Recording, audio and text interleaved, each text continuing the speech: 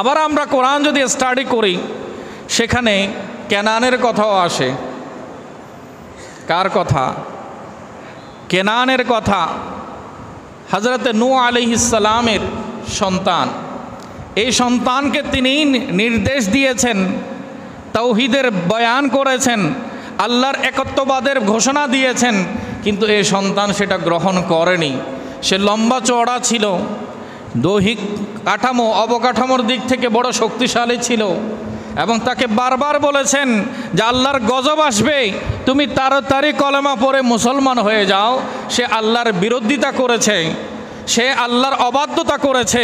আল্লাহ সুবহানাহু ওয়া তাআলা বলে দিয়েছেন, হোক তোমার সন্তান, হোক তোমার সন্তান, তার জন্য তোমার কষ্ট পাওয়ার কারণ নাই। তোমার সন্তান হয়েছে তো পরে, আগে তো সে আমার বান্দা, আগে তো সে আমার বান্দা।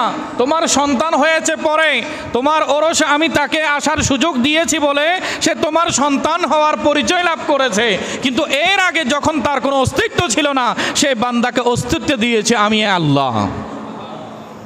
সে যখন আমার বিরোধিতা করছে, তাকে নিয়ে এত টেনশন করার, হতাশ হওয়ার কারণ নাই।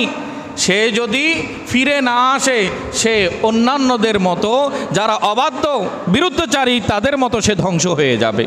এবং দেখা গেল তিনি তার কাস্তিতে, নূহ আলাইহিস সালাম তার কাস্তিতে তার অনুসারীদেরকে নিয়ে আরোহণ করেছেন। কেনানকে তওবা করে ফেরত আসতে বলেছেন, সে আসেনি।